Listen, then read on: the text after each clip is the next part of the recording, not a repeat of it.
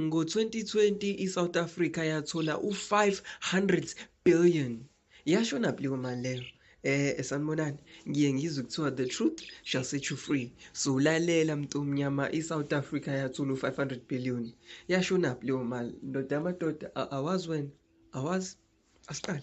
According to i-National Treasury on paper the time bethola le mali bathembisa lezinto ukuthi u-200 billion was i-loan guaranteed for ama-businesses ala eSouth Africa ukuthi athuthuke. U-50 billion it was for i-social grant for abantu abamnyama abahluphekayo. U-70 billion it was for i-tax relief ume ukhokha i-tax kancane. U-20 billion was for emergency healthcare spending, and then 100 billion it was i-job protection ne-UIF. Imsebenzi yenu kwakumele ivikeleke ningaphelelwe imsebenzi. And then u-60 billion it was for i-municipal support.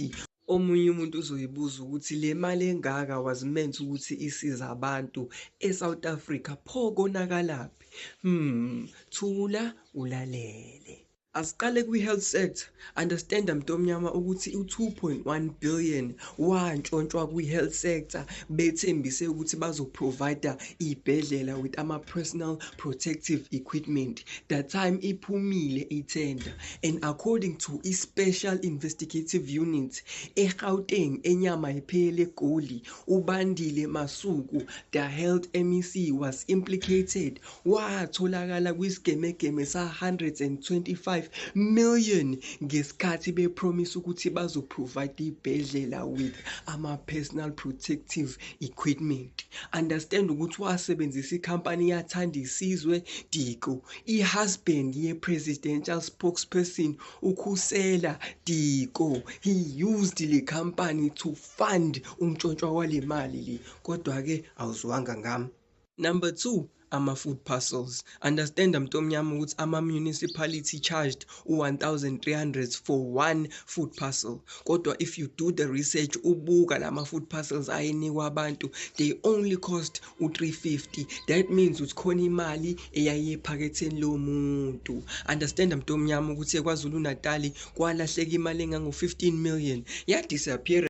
U-350 guys, yazini ningangizondi ngingazi mangihlangana nawe emall somewhere uthe inango ku-zero way inkinga. Mina ngikutshena iqiniso, ngikutshena nje iqiniso njengoba linjalo.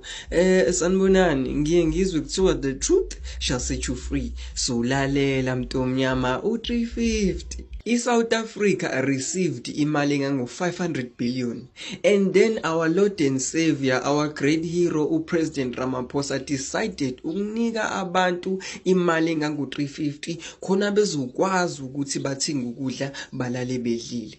And it worked ngoba over 11 million unemployed South Africans received their grant at its peak. Understand ukuthi by early 2024 i-government reports confirmed ukuthi u-67.7 billion had already been paid out to abantu in rural areas like iLimpopo, iCape Town, i-Eastern Cape naseKwaZulu Natal. U-350 was often the only income in a household. Iyona mali wakwazi ukuthenga ngayo ukudla. Understand ukuthi le mali they would buy electricity, they would buy bread, they would go for transport abasebenzayo. Ngo-April 2024 our great leader, our Lord and Savior uPresident Ramaphosa wa decide ukuthi no, le mali engiyinika abantu bami is not enough. Wathi fahla ngo-20 rand yanyuka imali yabo bani u-370. Mina nawe because siyalazi iqiniso ukuthi lo 370 is not a gift, is kweletu, and always someone has to pay. So let's break it down. Uma sithatha o-370 mhlambe sibanike abantu abawu-9.2 million, sithi mina nje imali yamahala, kusho ukuthi iSouth Africa would have spent u-3.4 billion ngenyanga. and then a year izobe spende u40.8 billion. Mase uyayibuza ukuthi le mali engaka why uhulumeni wethu, why our great Lord and Savior, our hero yomphakathi uRamaphosa engavula amathuba omsebenzi kunokunika abantu imali encane kanje.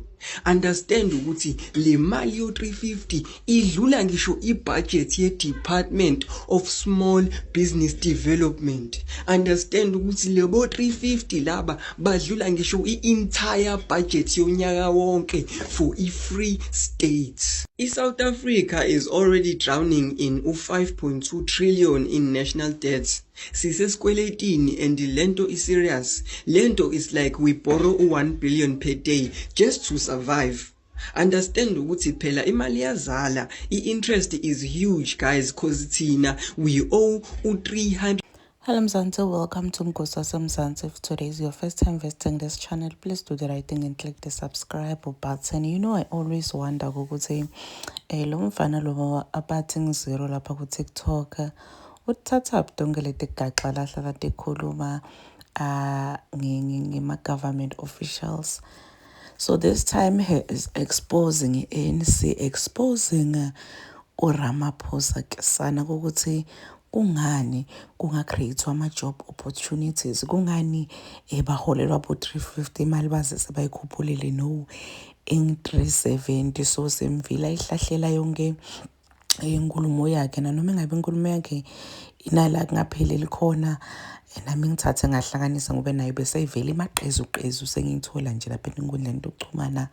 But sikuvile lokunye lokuningi lakukhulumile la kule video lena lekwenta ukuthi abantu abaningi bamvume bathi hayi cha, wena udeserve kusebenza namkhwanazi. People are just saying nje ukuthi wena udeserve hlala eceleni namkhwanazi usebende nayo ubelisekela lamkhwanazi. Please do comment what you think below down on the comment section. I'll see you in the next one. I'm signing out. Goodbye.